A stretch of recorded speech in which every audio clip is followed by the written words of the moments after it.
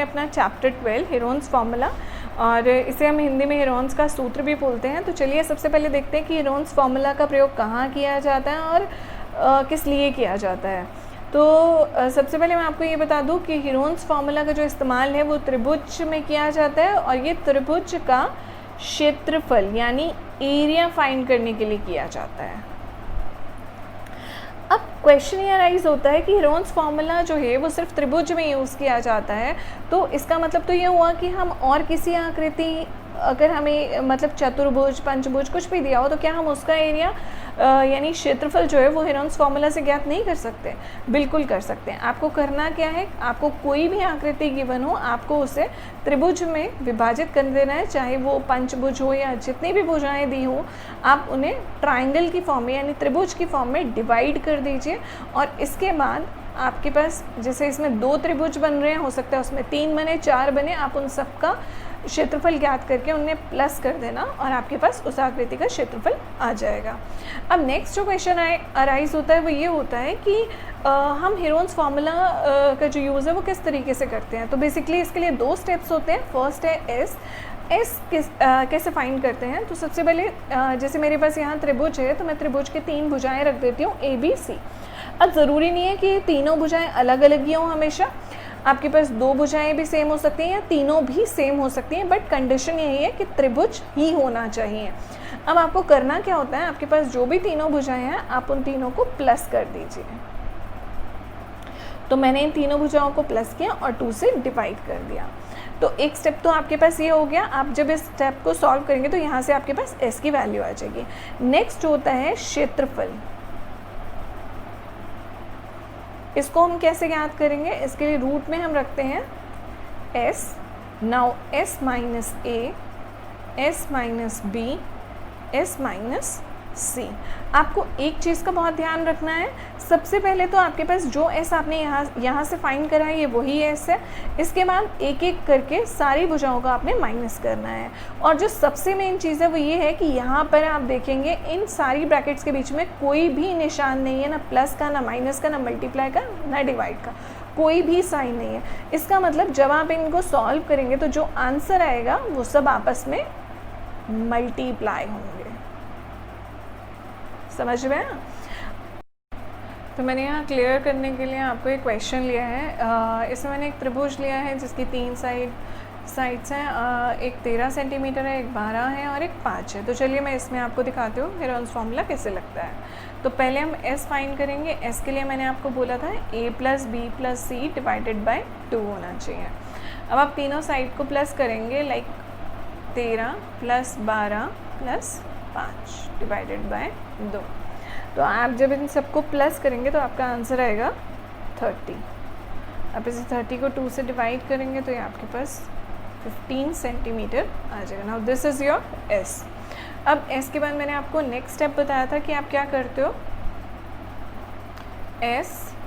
S minus A, S minus B, S minus C। तो आपको करना क्या है, S कितना है आपके पास 15, तो 15 मैंने दोबारा आपको बोला था ध्यान से, यहाँ पर कोई साइन नहीं होना चाहिए ब्रैकेट और 15 के बीच में। 15 माइनस 12, 15 माइनस 13 एंड 15 माइनस 5। अब आप सॉल्व करिए इसको, तो 15 का तो 15 ही रहेगा। देन मैंने बोला था कि ये मल्टीप्लाई हो जाएंगे, तो 15 में से 12 गए, now 3, 15 minus 13 is 2 and 15 minus 5 is 10। Simple. अब इसके बाद आपको क्या करना है, आपको इनके फैक्टर बनाने हैं, यानी आपको इनके टुकड़े करने हैं, गुणनखंड बनाने हैं। तो 15 को हम लिख सकते हैं लाइक 3 5 ज़ 15, ये हो गया 15। देन 3 के और ज़्यादा टुकड़े नहीं किए जा सकते, इसलिए हम 3 को 3 ही लिखेंगे। 2 के भी टुकड़े नहीं किए जा सकते, इसलिए हम इसको 2 का 2 लिखेंगे। देन 10 को 2 × 5 यानी 2 5 ज़ 10 लिख सकते हैं। अब आपको करना क्या है, अब आपको इनकी पेयरिंग करनी है। पेयरिंग यानी आपको इनके 2-2 के जोड़े बनाने हैं। देखो ये 3 का जोड़ा बन गया, देन ये 5 का जोड़ा बन गया, और यहाँ से ये 2 का एक पेयर बन गया। अब जब ये पेयर बन जाते हैं तो ये बाहर आ जाते हैं, लाइक 3 3 इंटू 5 इंटू 2, एक जो ये 3 का पेयर बना उसकी जगह 3, 5 का पेयर बन गया तो 5 बाहर, 2 का पेयर बना तो 2 बाहर। एक चीज़ आपको ध्यान देनी है कि जब आप रूट इनके पेयर बना के इनको बाहर लाओगे तो रूट नहीं होता, सिर्फ ये होगा। अब आप क्या करोगे, अब आप इन सबको मल्टीप्लाई कर दो, ये आ जाएगा 30 सेंटीमीटर स्क्वायर। आंसर हमेशा ध्यान रखना क्षेत्रफल सेंटीमीटर या मीटर स्क्वायर में आता है, इसीलिए मैंने यहाँ स्क्वायर लगाया। अब नेक्स्ट जो इम्पॉर्टेंट बात आती है वो ये आती है कि सपोज़ अगर जैसे ये वाला क्वेश्चन ही आपको गिवन था, लेकिन यहाँ पर आपको बोला जाता कि जो साइड एक मतलब आपको साइड दी जाती 13 सेंटीमीटर, बी साइड आपको दी जाती 12 सेंटीमीटर और आपको दिया जाता परिमाप, यानी जिसको हम इंग्लिश में बोलते हैं पेरीमीटर, परिमाप आपको दिया जाता 30 सेंटीमीटर।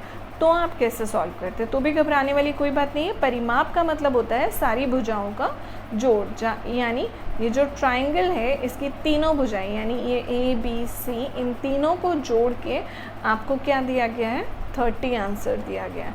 तो आप क्या करो, लाइक ये 13 है ये 12 है, तो आप इन दोनों को जोड़ दो और उसे क्या करना है, आपको 30 में से माइनस कर देना है। आपके पास ऑटोमेटिकली ये थर्ड साइड आ जाएगी और जैसे ही आपके पास तीनों साइड आएंगी आप फिर से वही एस वाला फॉर्मूला लगा के आप ए बी सी तीनों साइड्स को लाइक सॉल्व करके 2 से डिवाइड करके आपके पास ये सारे स्टेप्स आपको फॉलो करने हैं। सो आई होप मेरे आज के इस वीडियो से आपको काफ़ी कुछ क्लियर हो गया होगा, but still if you have any doubt you can comment me, and if you like this video give a thumbs up and do subscribe my channel, and thank you so much for watching this video. Bye bye.